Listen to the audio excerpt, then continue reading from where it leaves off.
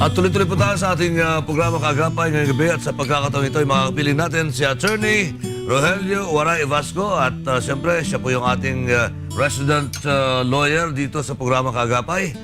At kasama ang isa sa mga kinikilala nating partylist representative, OFW Partylist Congressman Ambassador Roy Señeres. Good evening sa inyo, gentlemen. Salamat, Rolly. As usual. As usual. Parehas tayo taga rito. Oo nga. Attorney. Magandang Nabalik tutuloy ko nun. Ambassador. magandang gabi, Rolly. Magandang gabi, Attorney Vasco. Yes. It's a pleasure to have you, gentlemen, here. At mamaya na konti, yung ating pleasure is dalawang mine. ladies, magtatanong din po sa inyo. Ang alam ko si Amba, ever since, itinataguyod yung karapatan ng mga manggagawa. Kaya't balita natin, meron ng binuong Rose Movement. Ano ba yan? Respect Our security of employment. our security of employment. This is in line with the provision of the Constitution which says that every worker in this country must be provided security of tenure or katatagan sa trabaho. So kasama na yan dyan yung ikinakampanya mo nung nakaraan pa. Ever since na hindi dapat na maging contractual ang mga empleyado. Yes. Ibig sabihin yung contractual nga pero ano yun, malasadong contractual. Ha?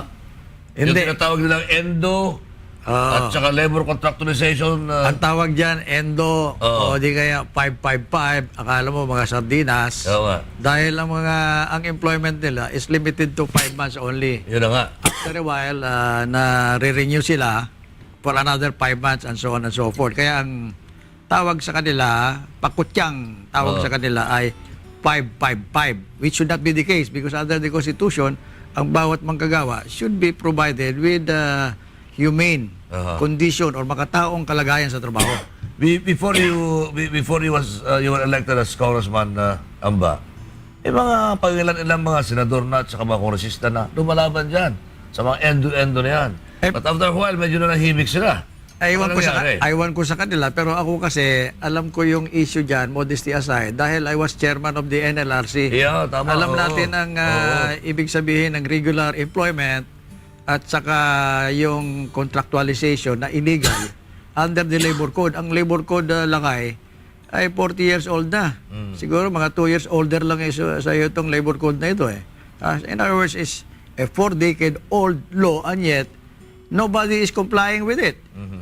And it's violating the rights of so many workers working in the factories, in the export processing zone, in the malls, in huge or giant chain of restaurants. Ang nakalagay kasi sa batas, Article 280 of the Labor Code, sinasabi diyan na when the work of the worker is necessary and desirable. Hindi ko words yan, kundi sa batas.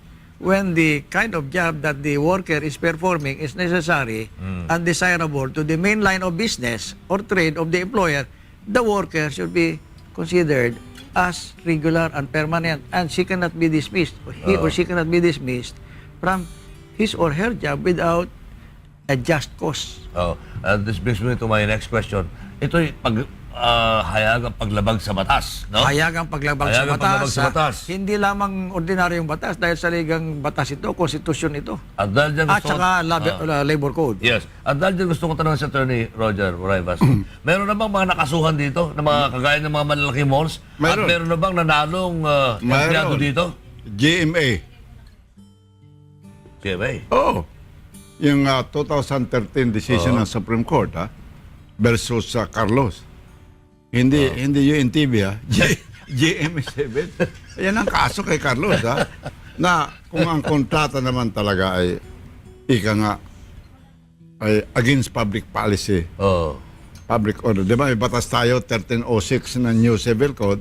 Pag lahat ng kontrata ay against the law, morals, good custom, public policy, public order, void yan. Yan ang sinasabi. Pero kung talaga intindihan ng isang empleyado na pumirma siya, talagang kusang loob, wala namang coercion at saka medyo tama naman ang valid ho yung kontrata. No, I disagree.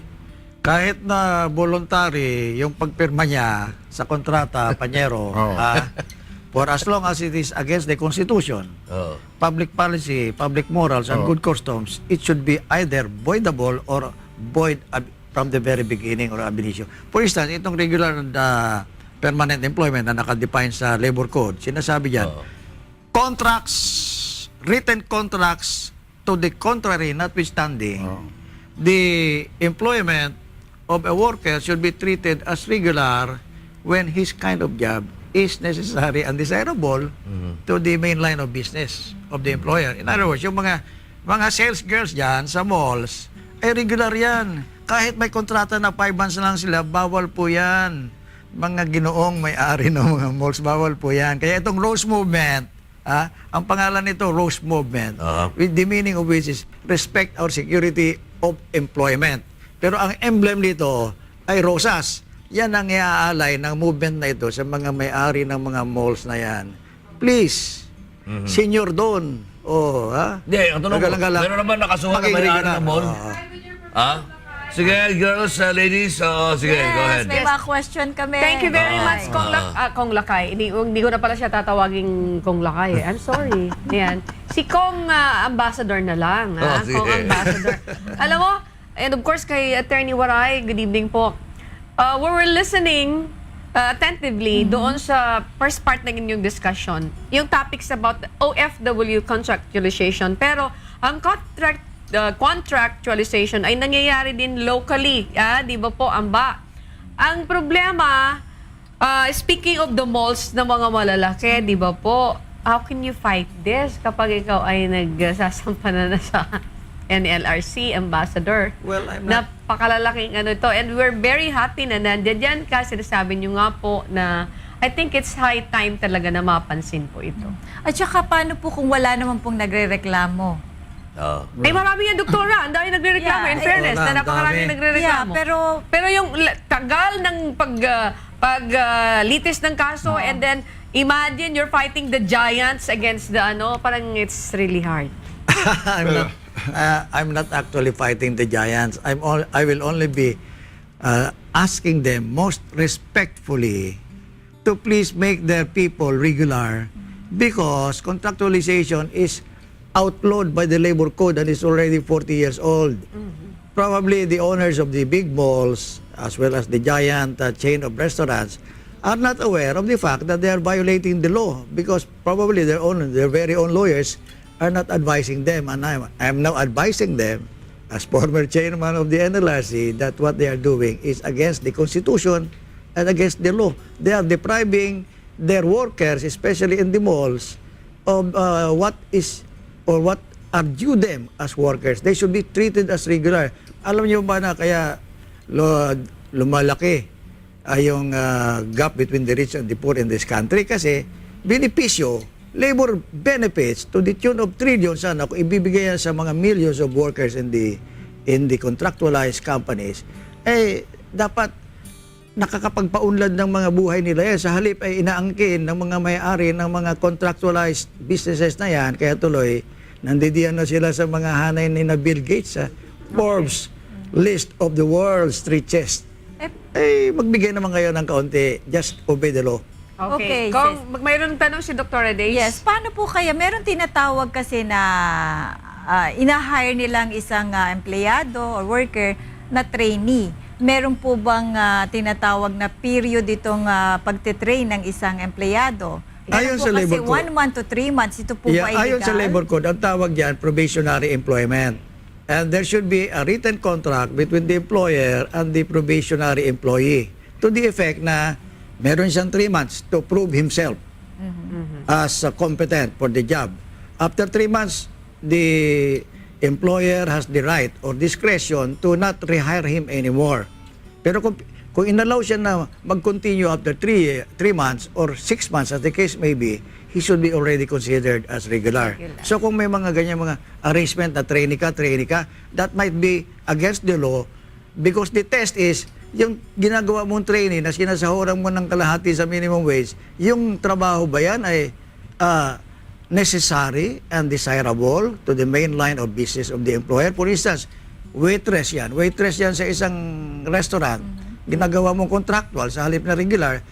Her job as waitress is necessary to the business of a restaurant. May restaurant ba na walang waitress? So if it's proven necessary, yung meaning vital yung kanyang role in the establishment, that is considered Regular. Regular employment. Kong Amba and attorney, balik muna sa inyo lakay. Alam ko may mga katanungan pa. Yeah, oo. Alam mo, Siguro, meron ako sabihin, dito sa atin, marami tayong natulungan rito. Isa na yung kaso ng musimo. Ganun yan. Yung isa, yung 14 million pinanalo natin, kaya lang, nabankrupt yung company. Ganun yan. Yung kontrata nila, yung 5 months, kinustyon ko yun. Mabuti lang si Justice Wahid at saka ang Supreme Court agreed with me. okay. Wait, alakay. Mag-break muna tayo. Yung ating title, OFW Contractualization, pakitanggal lang yung OFW kasi baka makaka-confuse eh. Contractualization lang pinag-uusapan natin, hindi OFW. Lumalabas na, teka muna. Parang nakakalito. Bakit yung sa OFW mo may contractualization? Di ba? Nagpupirma sila ng 2 years. Pero when we come back, pag-usapan natin. Yes. Mas marami pa pong pag-usapan natin kasama sa Attorney Waray at si Cong Amba sa magbabalik po ng inyong mga kaagapay.